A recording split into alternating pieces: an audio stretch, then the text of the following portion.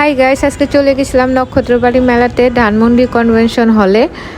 আজকে মেলার লাস্ট দিন ছিল, তাই আজকে একটু চলে গেছিলাম, একটু কাজে গেছিলাম ধানমন্ডির পাশে। তাই মেলাটা যেহেতু আজকে লাস্ট দিন ছিল, তাই একটু আমি ঢুকে গেছিলাম।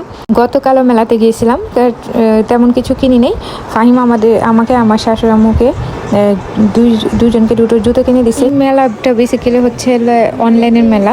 আমরা অনলাইন থেকে অনেক কিছু জুয়েলারি, শাড়ি, অনেক কিছুই কিনে থাকি। এই মেলাতে সব কিছুই ছিল, বাচ্চাদের থেকে শুরু করে বড়দের পর্যন্ত সব কিছুই ছিল। আমি এই মেলাগুলো হলে মিস করি না, সময় সেখান থেকে কেনাকাটা করার চেষ্টা করি। থেকে স্টল, আমার এই স্টলটা অনেক পছন্দের ছিল। ওরা হচ্ছে পড়াশোনার পাশাপাশি ওদেরকে আমরা কম্পিউটার প্রশিক্ষণ, সেলাই মেশিনের কাজ, তারপরে হচ্ছে ফোন সার্ভিসিং এগুলো করাই। তো এখন রিসেন্টলি আমরা এই কাজগুলোও করাচ্ছি, হাতের তৈরি যে কাজ, আমরা নিজেদের হাতে এগুলো তৈরি করেছি। তো আশা করি সবার খুব ভালো লাগবে। ট্রফির কাজ করাচ্ছি আমরা, এগুলো সব ওদের হাতের তৈরি বানানো। স্টুডেন্টও ছিল, তাদের একটা এনজিও আছে, তারা নিজেরাই ডিজাইন করে মেক করে। ডিজাইনগুলো খুবই সুন্দর ছিল। তাদের কাছ থেকে একটা পায়েল কিনে ফেললাম। তাদের এই এনজিওটা বেসিক্যালি পথ শিশুদের নিয়ে কাজ করে থাকে। পড়াশোনার পাশাপাশি অনেক কিছু শেখায়।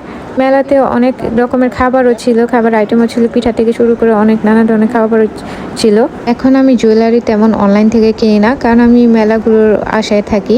এই মেলাগুলোতে দেখে শুনে কিনতে পারবো, তাই আবার একটু বলে বলে দামও কমানো যায়, ভালো ভালো কোয়ালিটিফুল জিনিস পাওয়া যায়, তাই আমি মিস করি না। ও হ্যাঁ, এখানে মেহেদি পড়ার আয়োজনও তারা রাখছে। আজকে মেলা লাস্ট ডে যেহেতু ছিল, তাই অনেক কিছু শেষ হয়ে গেছিল। কি ছাদের নিচে অনেকগুলো স্টল পাওয়া যায়, তাই আমাদের জন্য কেনা খুব সুবিধা হয়, এমন ঘুরতে হয় না। কেনাকাটা শেষ করে এখন আমরা বাসায় চলে যাব। Thanks for watching my video.